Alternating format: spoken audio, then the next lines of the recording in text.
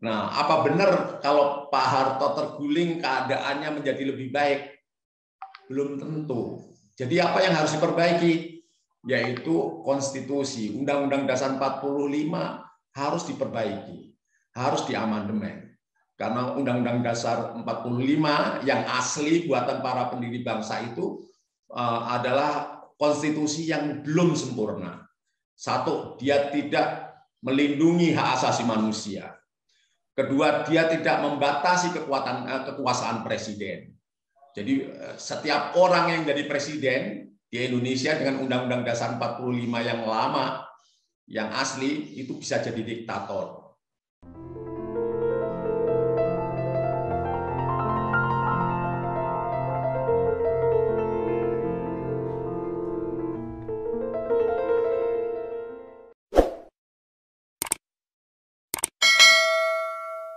Saya, Sasongko Tejo, mengucapkan selamat ulang tahun yang kedua kepada Bangsa TV dan kanal YouTube Inspirasi Bangsa dan Inspirasi Jawa Tengah yang dikelola oleh Bambang Sadono, wartawan senior. Semoga sukses dan semoga mendapatkan respon atau mendapatkan tempat di hati masyarakat Jawa Tengah dan masyarakat Indonesia pada umumnya.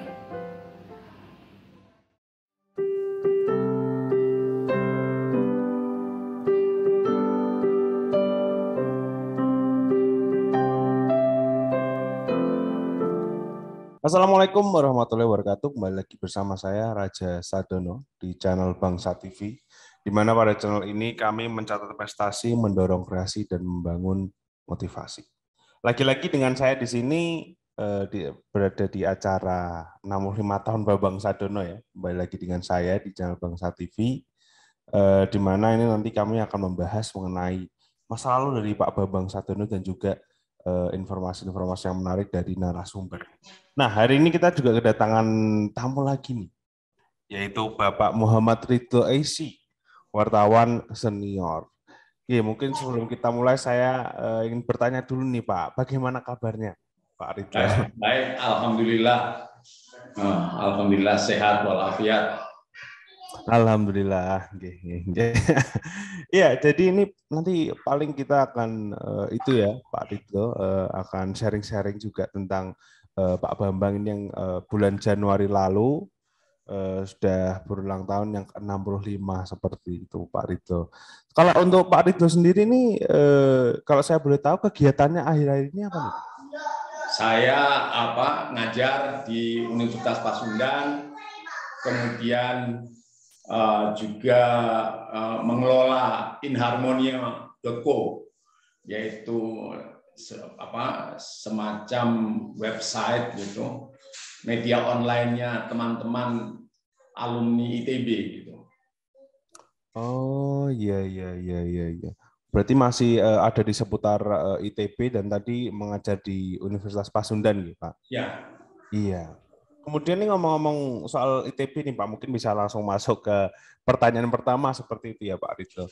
Jadi mungkin bisa diceritakan Pak perjalanan pendidikan Pak Ridho ini sampai akhirnya bisa kuliah di ITB itu ceritanya bagaimana Pak? Monggo. Saya asalnya dari Kudus. Nah, dan memang lebih senior daripada Mas Bambang Sadono dilihat dari umurnya. Kalau Mas Bambang Sadono kan 65, saya mau lebih dari itu gitu. Nah, ini saya ingin pamer dikit, ini agak mendekat ya. Nah, baju saya ini baju SMA Kudus nih. SMA Negeri Kudus, ada lambang-lambang menaranya gitu. Nah, tahun 72 ujian masuk ITT dan ITB, dan kemudian saya memilih ITB, dan kemudian di sanalah saya belajar dan kemudian banyak kegiatan di sana gitu. Dan saya masuk teknik geologi. Keaktifan saya masih seperti dulu waktu di SMA, masuk pramuka ITB, bahkan mendirikan penegak ambalan penegak di ITB bersama teman-teman, dan sampai sekarang alhamdulillah pramuka ITB masih ada gitu. Kemudian kuliah, ya begitu. Waktu itu kan luar biasa, ada perombakan kurikulum di ITB, ada tahun pertama bersama dan sebagainya. Jadi kita lumayan kenal banyak teman, tidak hanya satu jurusan, tapi seluruh angkatan 1973. Nah, angkatan 1973 ini di ITB istimewa karena alumninya ada 6 menteri. Antara lain yang terkenal yaitu satu, Rizal Ramli, Yusman SD, Al-Hilal, Kusmayanto Kadiman, Indroyono Susilo, siapa lagi satu lagi? Hatta Rajasa. Aduh, 6 udah komplit begitu. Tapi saya nggak ikut-ikutan. Nah, saya berteman dengan Bambang Sadono nanti di wartawan setelah mulai agak mantap kedudukannya di pikiran rakyat gitu. Ya. Saya Mindo Sianipar dengan ini mengucapkan selamat kepada Bangsa TV yang dikomandani oleh Pak Bambang Sadono. Kiranya Bangsa TV bisa melanjutkan program-programnya yang memberikan inspirasi buat bangsa ini. Terima kasih. Merdeka. Ya, mungkin kita agak mundur sedikit ya, ini Pak Ridho tadi kan sudah dibahas juga nanti dari kuliah di ITB seperti itu ya. Nah, kemudian itu kan tadi bilangnya juga di teknik geologi seperti itu ya Pak Ridho. Ya.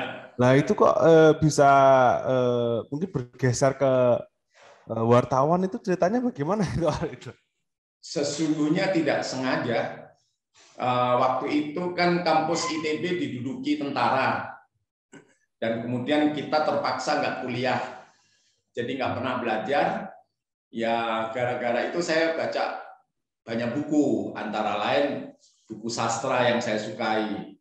Nah kemudian ini ada buku namanya Prajurit Swift ya, kok bagus ya. Saya buat ulasannya, saya kirim ke Kompas, dimuat. Nah, habis itu saya tiap bulan menulis di Kompas waktu itu. Dan setelah itu ada pertemuan penulis. Nah, ternyata yang penulis di Bandung itu yang dianggap penulis kalau sudah nulis di pikiran rakyat. Akhirnya saya ikut nulis di pikiran rakyat. Nulis, saya pada dasarnya sebagai penulis asalnya.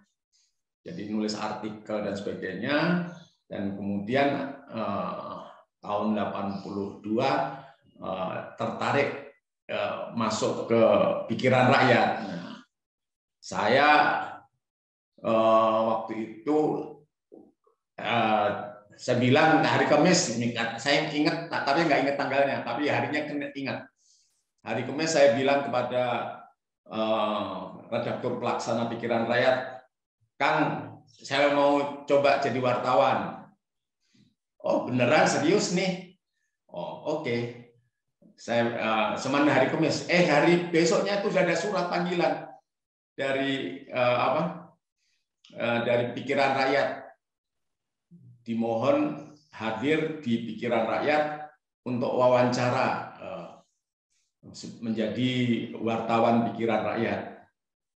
Saya datanglah, yang mau wawancara wakil pemimpin redaksi, karena waktu itu pemimpin redaksinya Pak Atang Rusita sibuk menjadi anggota DPR seperti Bapak Mas Bambang Sadono. Ya, tapi lebih sepuh lah ya beliau. Terus kemudian diwawancarai, dalam wawancara itu saya bilang, Pak, saya pengen juga ini menulis di pikiran rakyat, tapi nggak perlu jadi wartawan, boleh nggak saya jadi koresponden? Nggak, kita tidak mau terima koresponden. Kalau mau jadi wartawan silahkan masuk. Kalau tidak mau jadi wartawan, ya nggak apa-apa gitu. Oke, akhirnya saya bilang begini, saya belum fix betul hati saya gitu. Kalau percobaan dulu gimana? Beri waktu 2 bulan saya menjadi koresponden. Nanti kalau saya setuju, saya masuk. Kalau nggak setuju, saya memohon izin untuk keluar. Nah, diterima. Nah, waktu itu saya masih ingat, saya pamer aja sekalian. Kalau nanti kamu jadi wartawan, gajimu Rp100.000. Tahun 82 itu gajimu. Tapi kalau untuk menjadi Rp100.000 harus ada percobaan dahulu. Nah, waktu percobaan itu gajimu 80%, jadi cuman Rp80.000. Nah, kemudian dikatakan kalau nanti dari koresponden itu tergantung dari jumlah beritamu yang bisa dimuat. Kalau tidak bisa dimuat, ya sudah sesuai itu. Nah, kemudian meletuslah Gunung Galunggung tanggal bulan April, tanggal 5 April tahun 1982. Saya baru 1 bulan, 1 bulan setengah lah. Karena saya orang geologi, dikirimlah saya ke sana.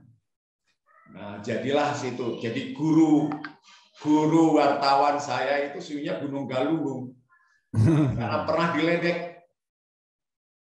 Saya seharian kerja di sana membuat berita cuman pendek, cuman 3/4 halaman. Wah, karena kan saya belum pernah jadi wartawan, belum pernah dididik dan sebagainya. Saya hanya niru-niru ATM gitu.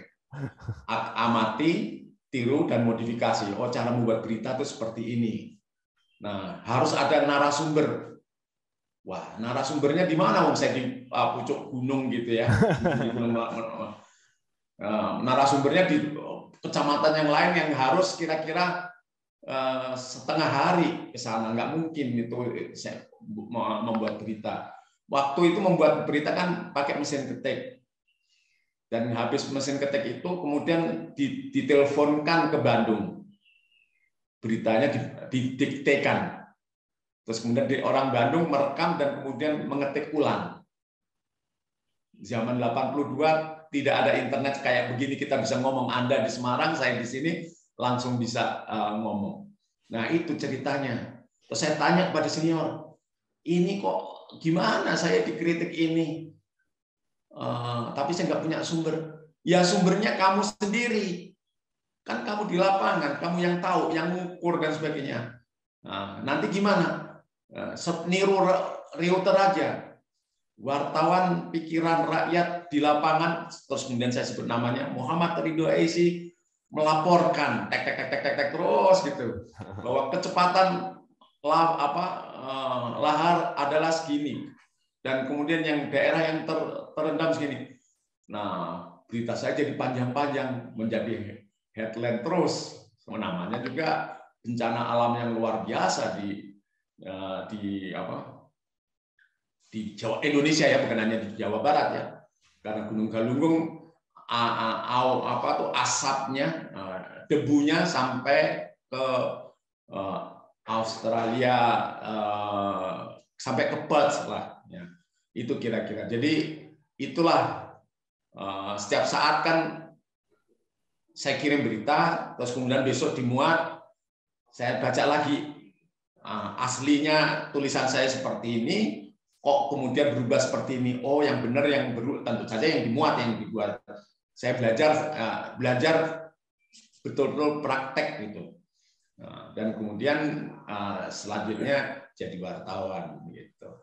Selamat dan sukses buat Bapak Bambang Sadono dan Mas Bambang JR Sadono yang telah berkarya untuk bangsa selama 2 tahun di kanal Inspirasi Jawa Tengah, Inspirasi untuk Bangsa dan Bangsa TV. Semoga karya-karyanya bermanfaat bagi bangsa Indonesia dan selalu berjaya. Iya. Ya, sangat luar biasa sekali apa yang diceritakan oleh Pak Ridho di sini ya. Tapi mungkin kalau saya boleh tahu ya Pak, maksudnya kan tadi itu kan tahun 80-an ya.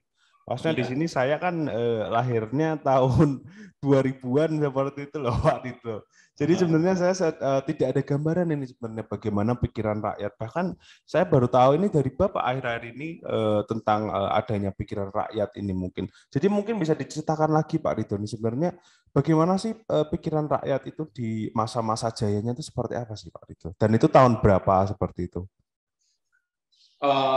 Pikiran rakyat ceritanya panjang. Karena Bung Karno juga menulis di pikiran rakyat.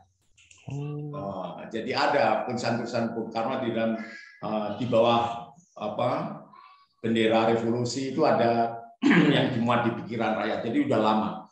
Tapi yang pemiliknya berganti-ganti. Nah, yang terakhir inilah yang pikiran rakyat tahun 66 setelah Orde Baru.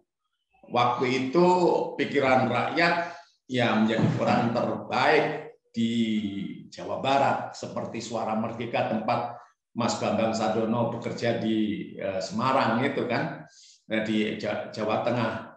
Jadi patokannya kalau mau berita yang bisa dipegang ya pikiran rakyat waktu itu, karena dia relatif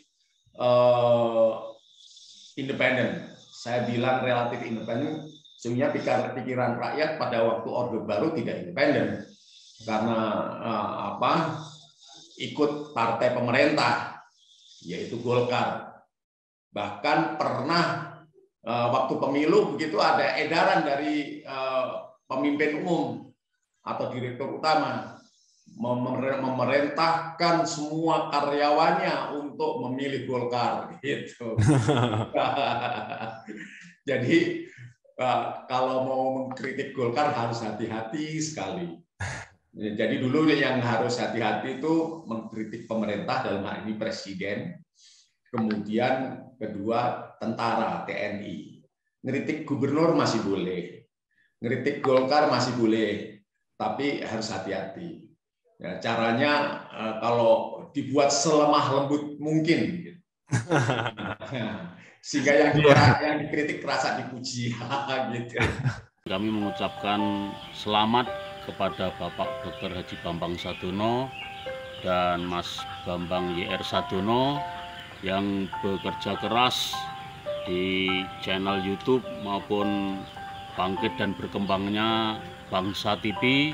Mudah-mudahan bermanfaat bagi perkembangan dan kemajuan Jawa Tengah di segala bidang, bermanfaat bagi nusa dan bangsa Indonesia. Mudah-mudahan sehat selalu.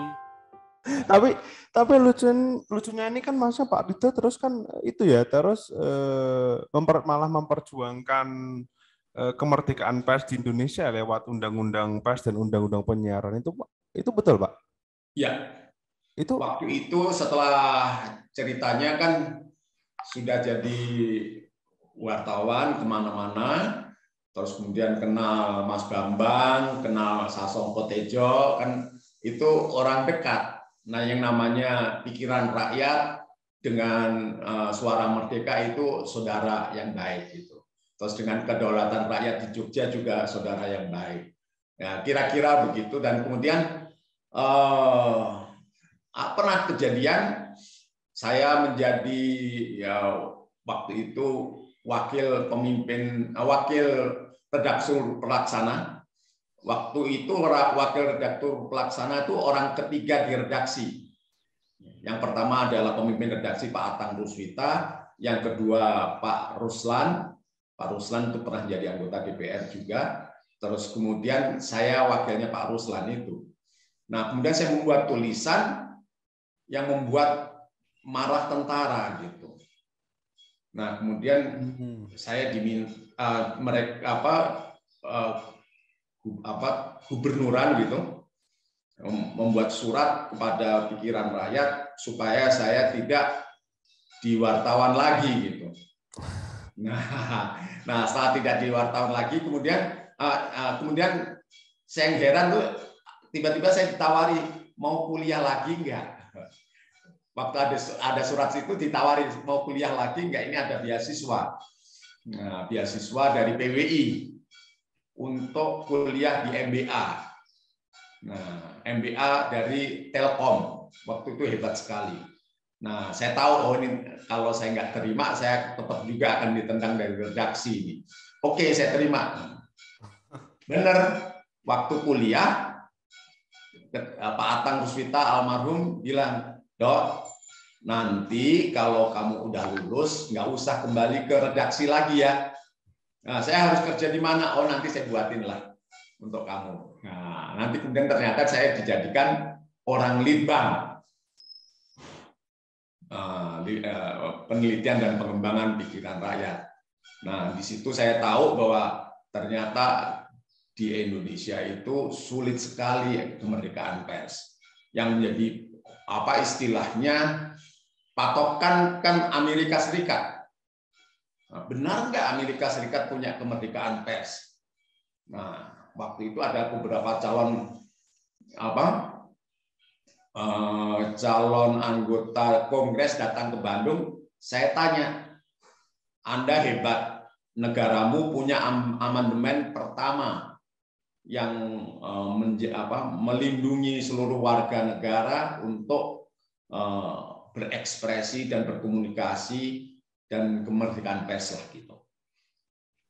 Dan sehingga wartawanmu berani melawan presiden, berani melawan tentara, berani melawan siapa saja. Tetapi benarkah wartawanmu berani melawan bosnya di korannya? Kalau bosnya bilang atau pemimpin redaksinya jangan dimuat, memangnya bisa dilawan gitu. Toh amandemen pertama nggak berlaku. Wah, mereka kaget. Kalau di Indonesia gampang kan, memang wartawan takut pada siapa saja waktu Orde Baru. Kepada bupati aja takut ya. Nah, terus apalagi kalau kepada pemimpin redaksinya ya. Nggak akan bisa dimuat, jangan muat, nggak muat. Padahal itu berita yang benar. Nah, oleh karena itu kemudian, wah ini harus ada perubahan di Indonesia. Perubahan di Indonesia itu kan ada Pak Harto, harus menggulingkan Pak Harto dulu kan. Nah, apa benar kalau Pak Harto terguling keadaannya menjadi lebih baik? Belum tentu. Jadi apa yang harus diperbaiki? Yaitu konstitusi, Undang-Undang Dasar 45 harus diperbaiki, harus diamandemen. Karena Undang-Undang Dasar 45 yang asli buatan para pendiri bangsa itu adalah konstitusi yang belum sempurna. Satu, dia tidak melindungi hak asasi manusia. Kedua, dia tidak membatasi kekuasaan presiden. Jadi setiap orang yang jadi presiden di Indonesia dengan Undang-Undang Dasar 45 yang lama, yang asli, itu bisa jadi diktator. Bahkan pernah saya guyon, bahkan malaikat pun kalau dijadikan presiden di Indonesia, dia akan jadi diktator juga. Gitu. Jadi harus diamandemen. Nah, amandemen yang paling penting adalah memasukkan perlindungan hak asasi manusia, yaitu pasal 28. Dan karena saya orang pers, maka yang terpenting adalah 28F, khusus untuk kemerdekaan media, kemerdekaan pers. Nah, kemudian kita tidak mungkin waktu itu memperbaikinya dengan sempurna, karena belum ada itu keberanian untuk mengamandemen. Yang ada adalah membuat ketetapan MPR. Maka kita rumuskan ketetapan MPR dan kita perjuangkan bersama-sama waktu itu serikat perusahaan pers, ya. Dulu serikat penerbit pers, kemudian berubah menjadi serikat perusahaan pers. Nah, tapi tetap namanya SPS gitu. Dulu serikat penerbit surat kabar, nah gitu. Sekarang istilahnya sama. Waktu itu, nah ini yang hubungan saya dengan Mas Bambang Sardono semakin erat. Karena saya orang luar, Mas Bambang Sardono orang dalam. Dalam hal ini anggota DPR kan merangkap anggota MPR. Iya. Ya. Nah, kontak terus. Ini kita harus perbaiki. Oke, gagasannya seperti ini. Oke, itu juga. Terus kemudian ya kita diskusi. Nah, kami ucapkan selamat Pak Bambang Sadono dan Mas Bambang YR Sadono yang telah melakukan pengabdian selama 2 tahun melalui kanal YouTube Inspirasi Jawa Tengah, Inspirasi untuk Bangsa, serta Bangsa TV. Semoga bermanfaat bagi kita semua, warga Jawa Tengah dan bangsa Indonesia. Iya. Tapi Pak Ridwan ini ya, itu kalau yang tadi dengan Pak Bambang itu, maksudnya ini kan saya dapat info juga dari Pak Bambang ya, katanya Pak Ridwan ini juga sebagai pelaksana Undang-Undang Nomor 40 Tahun 1999 itu apakah yang dengan Pak Bambang itu atau yang lain Pak itu? dengan Mas Bambang. Itu ya? Ya. Itu. Jadi ada dua, yaitu satu merumuskan TAP MPR tentang hak asasi manusia. Di situ ada Mas Bambang, dan tentu saja bukan hanya orang-orang media yang bergerak, tapi orang-orang yang aktif di hak asasi manusia turun semua. Nah, hanya saya konsentrasi kepada pasal 28F gitu. Nah, saya senang yang kemudian menjadi pasal amandemen yang kedua itu. Nah, terus amandemen kedua juga masih dengan Mas Bambang. Mas Bambang masih ada, atau ya udah masih ada. Nah, yang terpenting waktu itu saya diminta merumuskan akademik draft, naskah akademik undang-undang pers. Saya bingung, saya nggak pernah kuliah di hukum, tapi disuruh itu. Waktunya mendesak nih, cepet. Wah, zaman pergerakan kan waktu itu gitu. Contohnya, berikan contoh. Nah, diberi contoh oleh orang-orang waktu itu, Pak Hinca Panjaitan yang sekarang jadi sekjennya Partai Demokrat. Nah, ini contohnya. Nah, saya buatlah itu seperti itu. Nah, dan kemudian menjadi naskah akademis dari draft yang kita buat. Wah, diskusinya menarik, dan kemudian sebentar. Sebelumnya asalnya kita mau lewat Mas Bambang Sadono dan seluruh anggota DPR bahwa ini menjadi RUU inisiatif.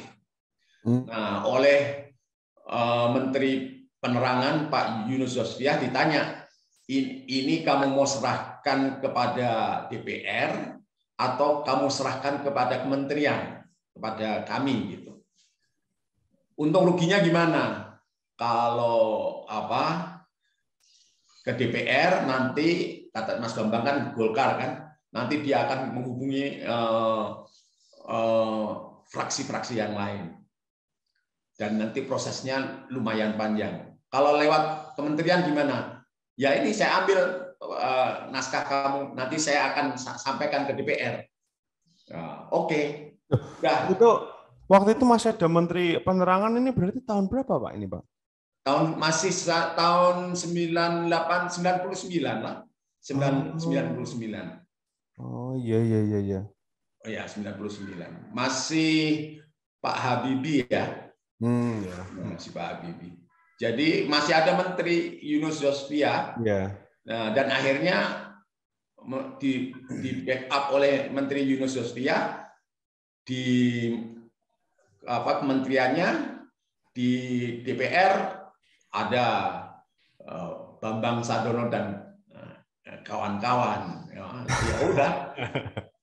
Karena yang kami sebutkan misalnya PDIP itu untuk di rapat kerja cuma hanya seorang, coba bayangin. Memang PDIP dulu kecil banget. Kalau PPP masih lah. Terus ada fraksi ABRI dan kemudian Golkar yang paling banyak.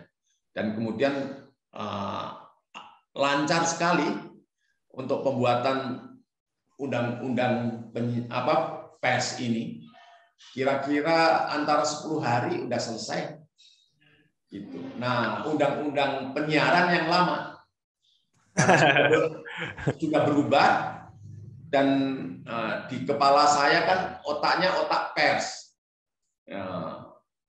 Ketemu dengan teman-teman penyiaran, dulu ada masyarakat pers Indonesia, terus kemudian bertemu dengan orang-orang penyiaran, kemudian menjadi masyarakat pers dan penyiaran Indonesia. Nah, situ saya belajar banyak. Dia mengatakan penyiaran itu berbeda dengan pers yang lain gitu.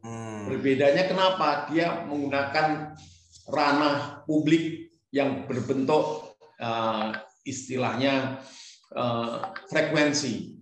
Nah, itu frekuensi itu dimiliki negara dan itu harus ada aturannya dan sebagainya. Oke. Lumayan saya belajar banyak di MPPI itu, dan kemudian kembali lagi diminta menyusun naskah akademisnya. Nah, naskah akademis ini saya susun dan kemudian menjadi bahan pegangan untuk melandasi RUU penyiaran. Berbeda dengan undang-undang pers yang kita relatif puas. Relatif puas itu sekitar 80-85% lah. 15% tidak puas. Kenapa? Karena undang-undang pers itu bukan lex specialis.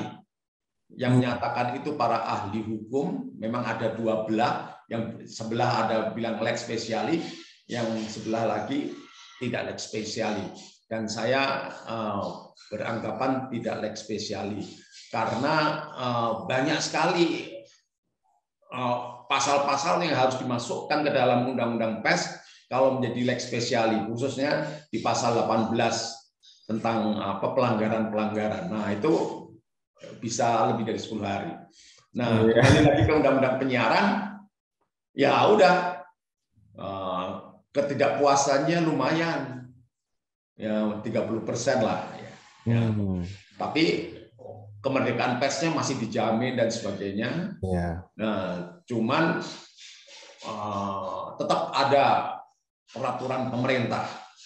Kita waktu itu kalangan pers tidak percaya kepada pemerintah. Oleh karena itu dalam undang-undang pers tidak ada peraturan pemerintah satupun. Tidak ada perintah untuk membuat peraturan pemerintah. Nah, kalau di undang-undang penyiaran masih harus, karena apa? Ada ranah publik. Iya. Nah, yang itu memang wewenangnya pemerintah. Nah, itu kira-kira itu. Saya Hadi Supono, ucapkan selamat dan sukses pada Bangsa TV yang bulan Mei ini kita berusia 2 tahun. Pak Bambang Sadono dan Pak Bambang Sadono juga semoga terus sukses mengelola kanal YouTube Inspirasi Jawa Tengah, Inspirasi untuk Indonesia, dan terutama televisi bangsa. Mudah-mudahan Bangsa TV tetap mampu mengawal perjalanan bangsa Indonesia menjadi lebih baik. Iya, ya sangat seru sekali ya Pak Ridho. Maksudnya Bapak juga sebenarnya pernah cerita yang bertemu dengan Pak Yunus itu tadi, karena sering diceritakan juga bagaimana Bapak dan teman-temannya ini juga memperjuangkan tadi ya kemerdekaan pers tadi itu.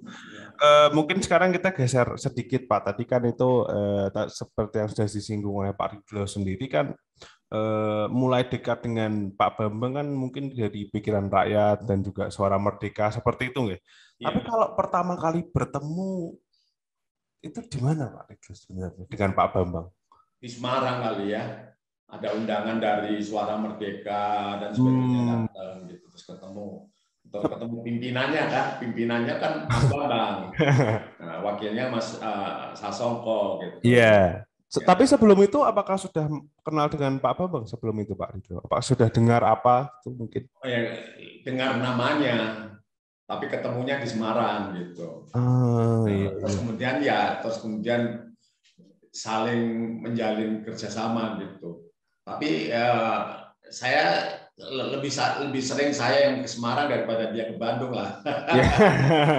Iya. Karena apa? Karena saya kan orang Kudus. Iya. Nah, jadi kalau pulang ke Kudus mampir ke Semarang ketemu gitu. Iya. Iya, kemudian setelah itu ya, maksudnya Pak Bambang kan akhirnya menjadi DPR, kemudian DPRD, kemudian DPD seperti itu ya Pak Rito. Lah, Ya. setelah maksudnya keluar dari dunia percetakan seperti itu, mungkin kemudian wartawan juga sudah fokus ke politik seperti itu ya Pak Rito. Ya. Setelah itu masih komunikasi Pak dengan Pak Bambang, Pak Rito? Masih komunikasi. Komunikasi selanjutnya kan lebih mudah pakai SMS gitu kan.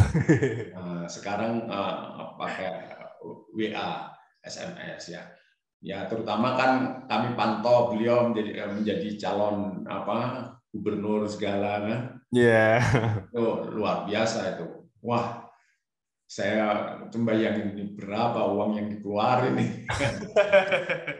Itu kan ada pos politik kan. Ya, tapi oke. Ya, nggak ada masalah. Tapi sekarang justru lebih sering karena beliau punya inspirasi untuk bangsa ini. Saya senang dengan gerakan ini karena ini adalah masa depan media kita. Media cetak ya bertahan hidup.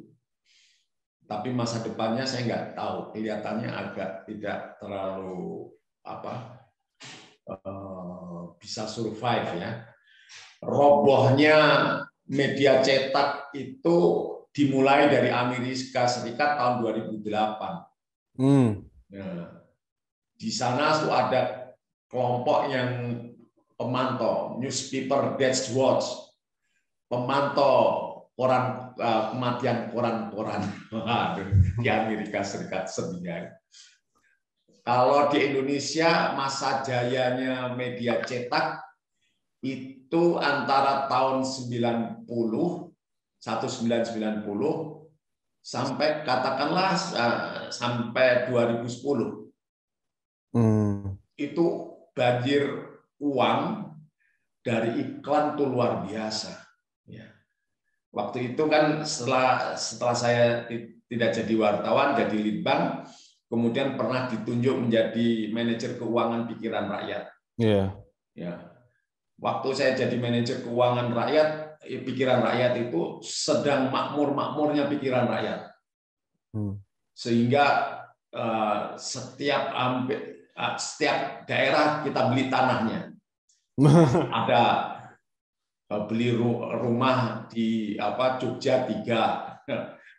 Terus kemudian di tiap kabupaten di Jawa Barat kita beli kantor untuk kantor itu banyak sekali. Bahkan tanah Garuda yang di Asia Afrika Bandung itu pun kita beli sehingga karena mepet dengan pikiran rakyat sehingga kantornya bisa lebih luas sampai sekarang. Itu zaman luar biasa. Nah setelah robohnya koran-koran di Amerika, kemudian mulailah itu merembet kemana-mana. Di Eropa juga, dan kemudian di Asia. Yang paling kuat Asia kan Jepang, India, dan kemudian kalau nggak salah Indonesia masih kuat waktu itu. Tapi kemudian iklan berpindah. Dan berpindahnya kemana? Ke online. Seperti kita ini. Coba kalau zaman lama kan mesti Anda rekam, Anda ketik, Anda cetakkan. Sekarang ini Anda rekam, Anda edit sedikit, sebentar lagi masuk ke YouTube. Nah, di penyiaran harus punya stasiun TV dan sebagainya. Sekarang kita Bangsa TV ya. Bangsa TV atau Bangsa Dono gitu. Saya senang sekali Bangsa TV atau Bangsa Dono. Iya Pak. Ini saya senang sekali dengan apa yang dilakukan oleh Mas Bambang, dan ini bisa jadi inspirasi. Yang dia kejar memang bukan news ya. Repot kalau news itu harus punya pasukan di lapangan yang banyak dan itu harus bayarnya lumayan kan, harus minimal kan UMP kan. Nah minimal itu. Kalau dibaguskan lebih baik. Nah kalau ini pilihan seperti inspirasi untuk bangsa dan sebagainya itu dipilih. Pokoknya kalau kamu mau mendengarkan gagasan-gagasan tentang bangsa Indonesia, ayo nonton Inspirasi untuk Bangsa. Ya, gitu. Jadi istilahnya dia tidak mengambil semua pasar. Ya, istilahnya ceruk pasar ya, kata Mas Bambang Sadono. Ambil yang paling cocok. Nah, ini terjadi pada waktu kasus robohnya media-media besar di Amerika Serikat. Media-media besar tuh kerugiannya ternyata lebih besar daripada APBN Indonesia, satu koran gitu misalnya. Itu waktu itu saya pelajari. Assalamualaikum warahmatullahi wabarakatuh. Sangat spesial apa yang telah diberikan oleh Bapak Bambang Sadono bersama juniornya Mas Bambang Junior Sadono melalui Inspirasi Jawa Tengah, Inspirasi untuk Bangsa dan Bangsa TV. Semoga selama 2 tahun 3 channel ini mampu memberikan inspirasi bagi anak negeri. Wassalamualaikum warahmatullahi wabarakatuh. Iya, tapi sepertinya untuk transisi dari itu ya, maksudnya dari media cetak ke online kan itu ya sebenarnya agak nyambung sedikit seperti itu ya Pak Rido. Tapi kalau di Indonesia sekarang sepertinya memang yang lagi ngetren, maksudnya masa jayanya itu memang yang dari online ini ya, terutama di YouTube, maksudnya iklan-iklan juga kesini semua seperti itu nggak? Ya, itu benar.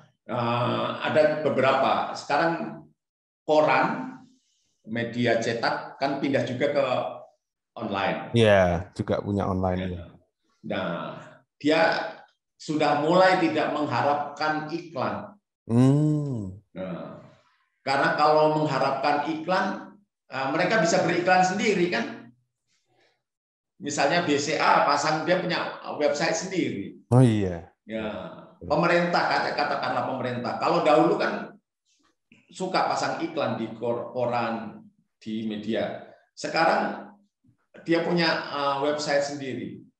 Setiap orang pengen tahu berita pemerintah, tinggal pemerintah, misalnya tentang presiden, aja Presiden Jokowi, keluar semua beritanya, gitu. Termasuk berita yang dikeluarkan dari Sekretariat Negara. Nah ini, jadi mereka yang saya lihat itu mereka mulai berlangganan. Berlangganan. Bayangkan kalau berlangganan New York Times misalnya. Yeah. New York Times berlangganan media lewat online-nya itu cuma $1. $1. Tapi untuk 1 minggu. Kalau pelanggannya 10 juta berapa? Kan $10 juta per minggu. Iya. Jadi tertutup itu. Cetaknya ya kita cetak seadanya aja. Yang mau cetak kan generasi tua. Generasi saya masih langganan koran ya. Tapi kan itu fading away kan. Makin lama makin berkurang. Orang-orang udah mulai baca lewat HP-nya. Bahkan tidak lewat laptopnya, lewat HP-nya. HP nanti akan lebih canggih lagi. Iya. Jadi lebih nyaman. Kan sekarang keluhannya itu kan membuat pedes mata gitu. Nah, jangan terlalu sering melihat laptop. Jangan terlalu sering melihat HP, nanti pedes matamu. Khususnya bagi orang-orang tua, yang anak-anak muda masih kuat betul. Sehingga terpaksa kita pakai kacamata yang ada filternya dan sebagainya. Nanti HP-nya akan bagus. Nah, sehingga mereka cukup $1. $1. Ya. Kompas sekarang kan nawarinya 10.000. Oh iya. Oh. 10.000 coba. Kenapa yang dicari yang banyaknya? Nah, lain dengan konsepnya Mas Bambang kan. Tidak banyaknya, sedikit tapi yang gemuk. Nah, Yang membaca itu orang-orang yang beruang. Nah, itu yang terjadi juga di media-media ekonomi. Ya. Saya berkunjung di Financial Times, dia di London. Dia itu pelanggannya cetaknya itu cuma 150.000 sedunia. Itu kan dengan pikiran rakyat zaman jaya-jayanya kalah itu. Pikiran rakyat 150.000, dia cuma hanya Jawa Barat kan, dia 150.000 sedunia. Tapi pakai tapi, dia punya langganan online 500 juta. Harga langganannya tidak seperti New York Times yang cuma $1, $5 atau $7 per minggu. Kenapa dia lebih mahal? Aku punya data yang sudah terverifikasi. Jadi kalau Anda pengen mau berinvestasi atau apa saja, Anda bisa lihat di website kami. Tapi bayar. Nah, ini adalah gerakan perubahan. Tapi ada media lain yang tidak mau begitu. Kan namanya ada paywall namanya. Paywall. Orang bisa masuk kalau bayar. Iya. Kalau nggak masuk, kalau nggak bayar nggak bisa masuk. Nah, saingannya terus kemudian Guardian tidak mau membuat paywall, tapi dia membuka dompet.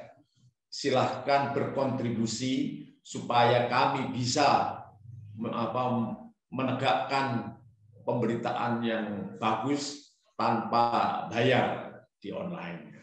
Selamat dan sukses kepada Dr. Haji Bambang Sadono SH.MH dan Mas Bambang YR Sadono yang telah berkarya untuk bangsa selama 2 tahun melalui kanal Inspirasi Jawa Tengah, inspirasi untuk bangsa.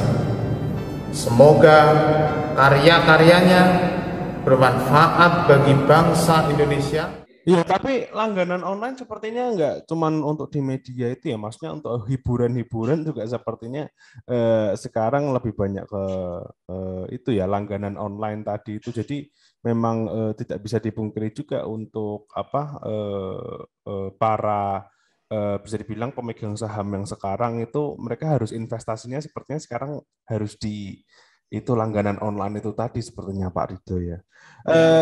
Kemudian mungkin kita bisa kembali lagi ke yang Pak Bambang Sadono ya Pak Ridho. Ya.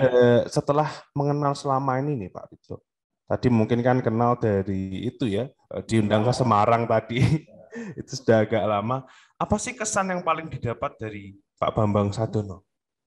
Monggo Pak Ridho. Kesannya yang pertama, dia adalah pembuka pintu kemerdekaan pers. Coba nggak ada Mas Bambang dan kawan-kawan di sana, kita teriak-teriak aja nggak bisa masuk menjadi yang keputusan. Kita punya gagasan, Mas Bambang juga punya gagasan yang mirip. Tapi bedanya kita di lapangan, Mas Bambang yang menentukan, gitu kan. Jadi waktu itu kami di lapangan mendekati pemerintah, Mas Bambang juga dekat dengan kami, dekat juga dengan pemerintah. Jadi agak cepat itu, khususnya undang-undang pers. Kemudian ini pertanyaan terakhir nih Pak Ridho. Jadi kan saat ini Pak Bambang sudah menginjak usia yang ke-65 seperti itu. Sekarang sudah masuk di media digital, terutama di kanal YouTube ini dengan 3 channel kami yang ada, yaitu Inspirasi Jawa Tengah, Inspirasi untuk Bangsa, dan Bangsa TV seperti itu. Nah, dengan adanya ketiga channel ini dan ulang tahunnya Pak Bambang juga yang ke-65, apa sih saran dan harapan ke depannya nih untuk Pak Bambang Sadono? Monggo. 1, tetap pegang teguh kode etik jurnalistik. Karena sekarang ini media-media betul-betul kotor. Jadi sering memutarbalikkan judul berita bahkan isi berita banyak penyebar fitnah dan sebagainya. Nah, moga-moga Mas Bambang Sadono bisa dengan Bangsa TV dan inspirasi untuk bangsa dan inspirasi Jawa Tengah bisa menjadi istilahnya clearing house, beres-beres. Itu salah, berita yang salah. Ini yang berita yang benar. Nah, dan nanti pada dasarnya orang berita-berita yang salah itu akan ditinggal. Bahkan kalau di Indonesia ada rambu-rambu yang lebih keras dibandingkan di Amerika Serikat, yaitu kalau menentang mengadu domba SARA itu langsung bisa dipenjara itu. Langsung bisa ditangkap polisi. Nah, Mas Bambang dengan Bangsa TV ini dan sebagainya, inspirasi bangsa, ya membersihkan yang begini-beginian. Nah, dan ceruknya cukup bagus. Nah, tentu saja nanti harus ada websitenya gitu. Website ini penting karena orang untuk melihat, misalnya saya diwawancara 30 menit gitu. Harus orang memperhitungkan apa sih pentingnya 30 menit saya dengerin omongan Ridho gitu kan. Oh, ini begini. Oh, penting karena ini sesuai dengan jalur saya. Oh, ini enggak. Nah, nanti di websitenya mungkin ada potong-potongan ringkasan-ringkasan. Dan itu telah dilakukan oleh media-media mainstream. Jadi potongan-potongan ini penting, dan potongan-potongan ini selain membuat populer kegiatan kita, juga menambah iklan. Dan tentu saja Bangsa TV dan Bangsa Dono ini begitu Raja, saya juga pengen niru gitu loh. Bagus ini. Raja juga udah lebih keren sekarang ini. Dalam penampilannya. Oke. Karena nggak terlalu sulit ternyata. Yang terpenting, yang paling sulit, teguh pada pendirian, teguh pada etika. Itu. Dan saya yakin saya satu aliran dengan Mas Bambang, tentu saja dia akan menghormati kode etik jurnalistik dan akan menyiarkan hal-hal yang benar dan baik untuk bangsa, khususnya untuk teman-teman di Jawa Tengah. Ya, amin ya rabbal alamin. Terima kasih Pak Ridho, itu tadi sudah ya. Selesai sudah wawancara kita pada hari ini. Alhamdulillahirabbil alamin. Semoga apa yang diucapkan Pak Ridho menjadi manfaat bagi kita semua dan bermanfaat bagi para penonton di rumah yang sedang menonton dan sudah sampai di akhir acara ini. Kemudian sebelum kita akhiri secara nyata ya Pak Ridho, mungkin ada sedikit kata-kata penutup nih Pak dari Pak Ridho. Iya, terima kasih. Saya pertama ya mengucapkan selamat berjuang kepada Mas Bambang. Ternyata 65 tahun tidak kelihatan tuanya ya, tambah hebat.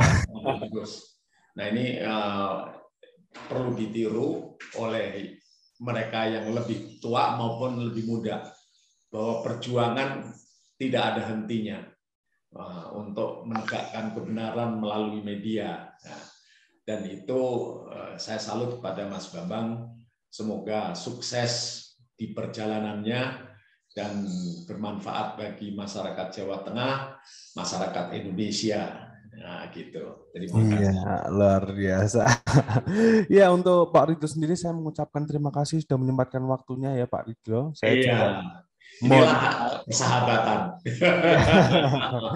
Saya juga mohon maaf apabila ada kata-kata yang mungkin kurang mengenakan atau mungkin salah-salah kata seperti itu ya Pak Ridho. Sami-sami, saya juga gitu, minta maaf kalau saya salah ucap. Kemudian untuk para penonton di rumah, nantikan episode-episode selanjutnya di 3 channel kami, Inspirasi Jawa Tengah, Inspirasi untuk Bangsa, dan Bangsa TV. Jangan lupa like, komen, dan subscribe di ketiganya. Wassalamualaikum warahmatullahi wabarakatuh. Wow. Saya Raja Sadono, tetap di channel Bangsa TV.